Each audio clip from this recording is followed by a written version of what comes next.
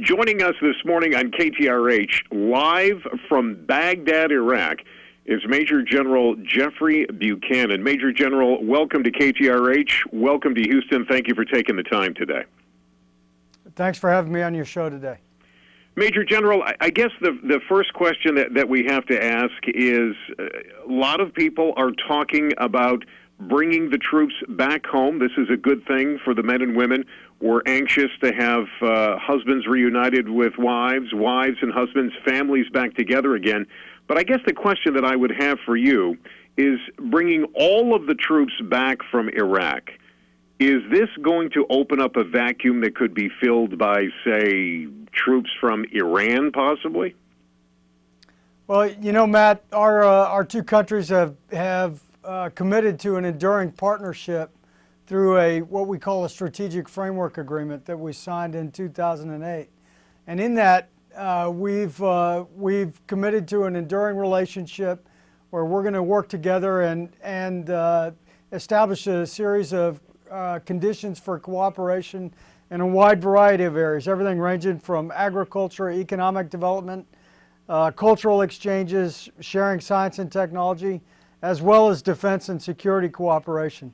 So yes, United States Forces Iraq is in the process of redeploying, and yes, our military troops will return, but the U.S. Embassy is going to be here with a very robust set of programs, and we are going to maintain a strong military-to-military relationship. It'll just look different than it would have if we had a lot of military troops here in Iraq. So, Major General, logistically, what will that look like? What will happen to the thousands who have been there and just basically the space they've occupied for these years? Well, Lois, we've actually been underway redeploying for quite some time. Mm-hmm. As far as bases go, at the height of operations in early 2008, we had 505 U.S. military bases. And as of last night, we're now down to 15. We started Operation New Dawn in September of last year with 92, and so we've been continuing to transition those to the government of Iraq. Our troop numbers are about 39,000 troops left, and we're on track to redeploy the rest of those by the end of the year. And lastly, equipment. You know, we have on average between 400 and 600 convoys on the road every week, somewhere between 13 and 17,000 trucks every week, hauling the supplies and equipment out. But all of that is a tremendous logistical operation. It's all on track, and we are going to ensure that we're maintaining complete accountability of all personnel and equipment through this process. We are talking with Major General Jeffrey S. Buchanan. He's the Director of Strategic Effects for the United States Forces Iraq. As a matter of fact, we are live with the Major General in Baghdad. And Major General, are the people of Iraq, is Iraq's forces ready to assume this responsibility? There's many of us here in America that are just concerned that maybe, the forces in Iraq, they don't have an air force.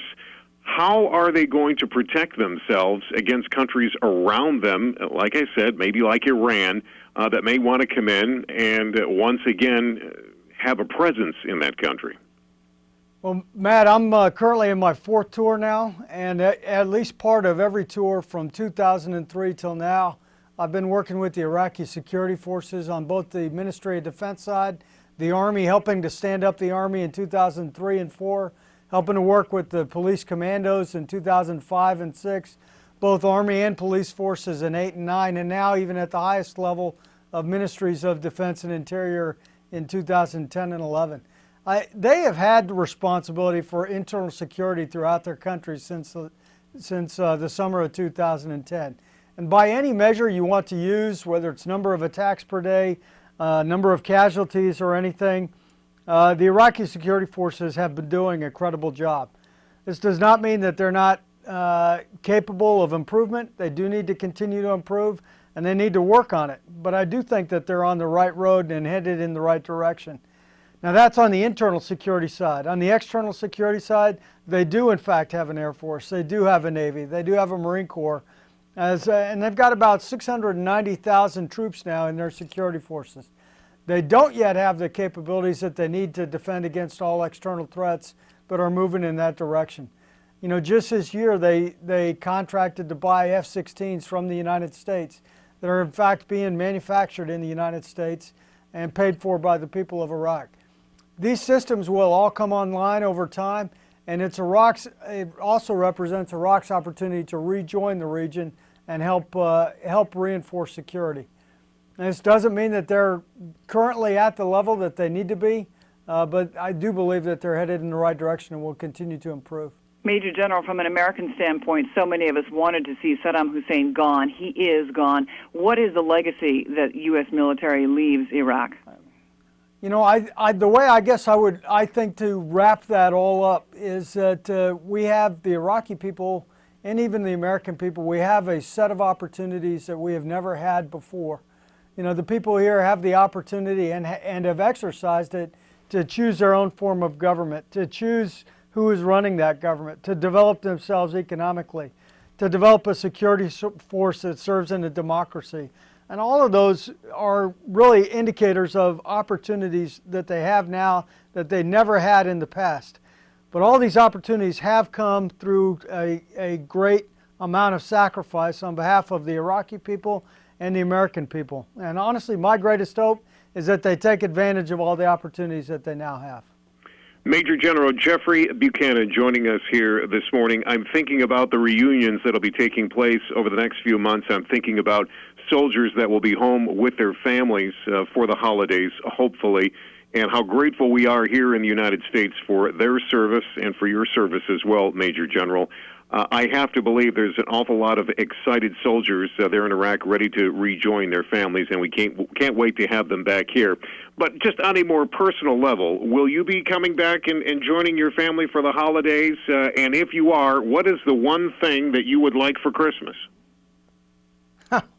I just want to be home with my wife and kids. One of my sons will actually be in Afghanistan at the time for his second tour there, but I really am looking forward to coming home and spending time with family. And I've got to say that, you know, regardless of Americans' political background, what their beliefs have been, whether or not we should have gone to Iraq in the first place, one thing from an active military perspective, and the son of a soldier, you know, my dad had a couple of tours in Vietnam. We have enjoyed tremendous support from all of the American people. It didn't matter what their politics were. 100% of them have been behind us, and that makes a huge difference in our morale. And this has been a very different story than the situation my dad had. So we're all tremendously thankful for the support that we get. Major General, let me be the first to say welcome home. I know you're in the process of getting here, but understand how much we appreciate your service to our country, and I look forward to talking with you again. Major General Jeffrey S. Buchanan, he's the Director of Strategic Effects, United States Forces, Iraq, in Baghdad today. Major General, thank you, sir. Thank you, Matt.